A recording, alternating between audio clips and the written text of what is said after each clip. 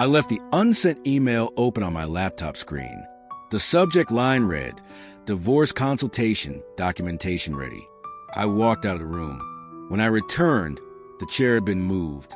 Neither of us said a word that night, but from the look in her eyes, I knew she had read it, and she was starting to be afraid. This is part 4 of the story. The wife who got caught cheating because of her strange habit of posting affair diaries on Reddit. In part 1, Adam, a devoted husband, discovers that his wife, Natalie, has been living a secret second life on Reddit, posting detailed diary entries about her affair with another man. In part 2, Adam doesn't confront her. He reads every word in silence and begins quietly collecting evidence. Every lie, every clue, every shift in her story. In part 3, Adam stops being the clueless one. He begins to control the board, pushing Natalie off balance, making her sense that something is off. And now, part 4 begins, where the betrayer finally starts to tremble. Welcome to Reddit Stories. Don't forget to follow the channel so you don't miss what happens next. The morning after Natalie entered the office while thinking I was asleep, everything in the house went on as usual. She made the coffee. I sliced the bread. She tied her hair up with that little elastic band I bought her at a weekend market last month, back when I still believed we were doing fine. She didn't ask anything, but I noticed her eyes watching me longer, not the usual absent-minded glance. This time, it was different, like she was trying to figure out how much I knew, and I stayed the same. Quiet, steady, so gentle it almost felt fake. I was making her question herself. When a liar starts to suspect they've been caught, they don't confess. They try to regain control of the game. And Natalie, someone who always needed to be in control, started moving. That evening, she cooked dinner, a rare gesture these days. I had some free time today, so I wanted to cook your favorite sweet and sour chicken. I smiled. Smells great. Been a while since you made this. She laughed softly, almost too casually. Yeah, work's been crazy. I feel bad. I didn't answer. Just grabbed some bowls and helped her set the table. Throughout dinner, she talked more than usual about work, an upcoming office retreat, and how she wanted to change the living room sofa. I nodded, responded politely but without much warmth. She laughed more than usual too, but her eyes didn't shine like they used to, because for the first time in months, she wasn't sure she still had control over me. After dinner, Natalie washed the dishes. I stayed at the table a while longer, watching her back. Every movement, calculated, precise, gentle, but not natural. She was acting, and she was tense. Eventually, she turned around and dried her hands with a kitchen towel. What VE you been working on in your office lately? You've been in there a lot. I didn't look up. Pretended to scroll through my phone. Some freelance stuff. A friend passed along a couple new projects. She nodded, paused for a beat before stepping closer. Are you mad at me? The first time. The first time in all these months of cheating in my silence. She asked directly. I looked up slowly, deliberately. Why would I be mad at you? Her eyes flinched just a bit. I could see it. She was trying to figure out whether my answer was real or a test. It's just you feel distant lately. Not cold, just far. I shrugged. Maybe I've been busy. Sometimes people need a little quiet. She gave a small, uneasy smile. Right, I get that. Silence settled in for a moment. Then she stood, saying she felt tired and would head up to bed. I nodded, but the moment she was out of sight, I went straight to my office. I opened the folder, The Other Life, Natalie, and added a new note. Day 14. She's starting to re-engage. Possibly read the notebook. Seems cautious. Try to assess my tone. Avoid direct confrontation. Maintain silence.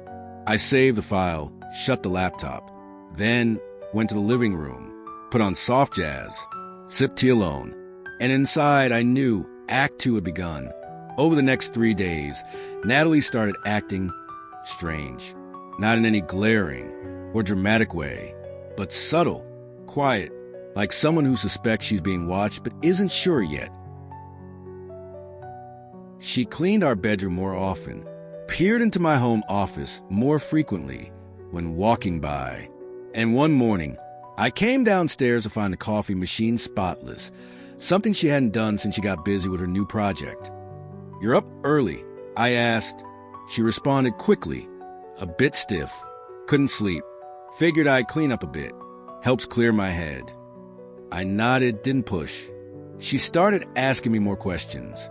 "Work going okay lately? You seem tired. Is something stressing you out? Is there anything you're not telling me?" I answered everything with a calm, "I'm fine," but my eyes no longer held hers the way they used to. She noticed, and that unsettled her. Then I tossed her the first breadcrumb. That night, I left my phone on the kitchen counter, screen lit. On the screen, a visible note titled, "Timeline, Meetings versus Reddit Posts." Just the title. No details. But enough. I pretended to go into the bathroom, leaving the phone unlocked. I knew she looked. I even heard her footsteps slow when walking by. When I came back, the phone was still in place, only now slightly rotated. She had seen it. Maybe read it. She said nothing that evening. But around 1 a.m., while pretending to be asleep, I heard a closet open.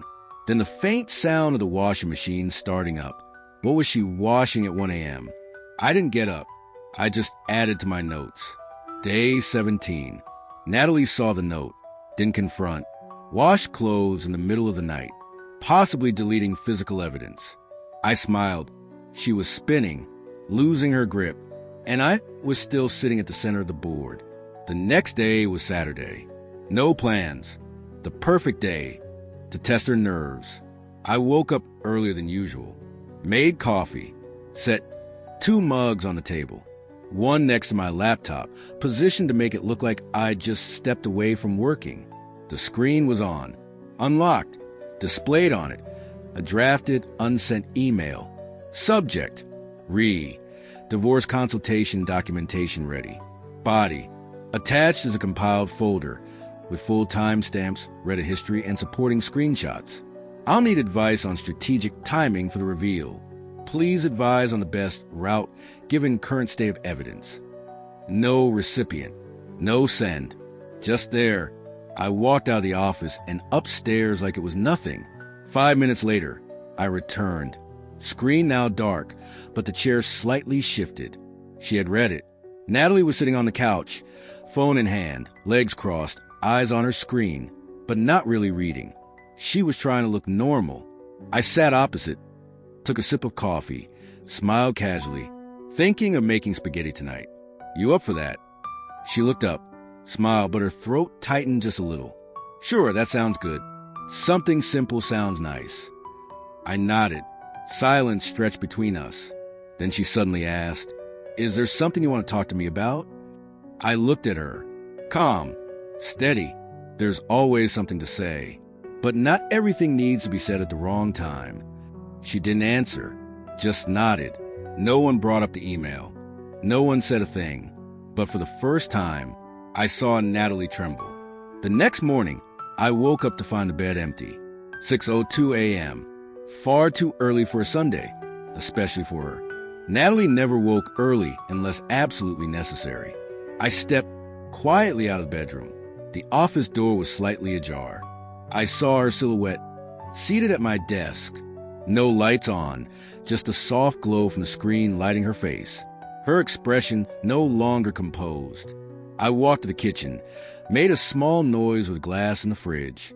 Seconds later, the office door closed. She came down, messy hair, barefoot, silk sleepwear slightly rumpled. "You're up early," she said, trying to sound normal. "Thirsty. You too." I asked, sipping water.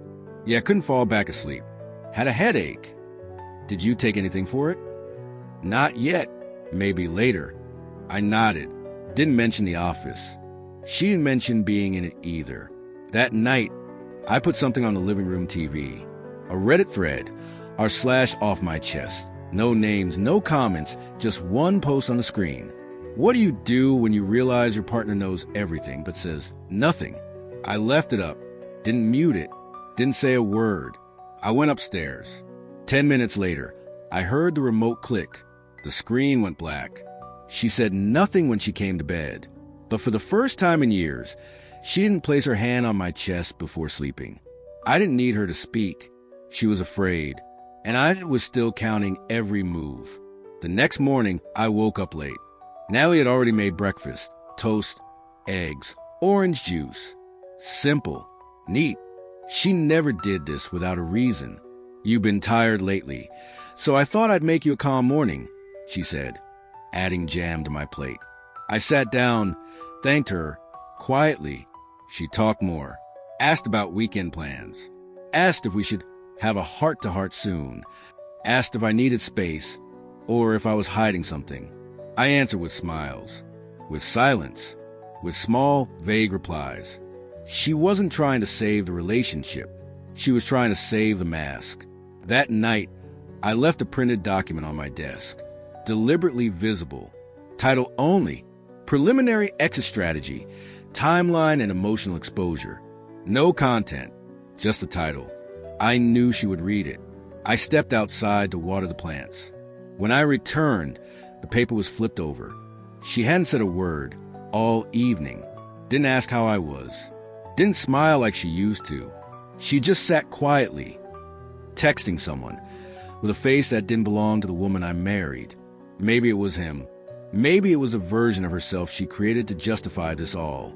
That night, for the first time since our wedding, I slept peacefully, not because I had forgiven, not because I felt safe, but because I knew the ending was coming. Welcome to Reddit Stories. Don't forget to subscribe so you won't miss part 5.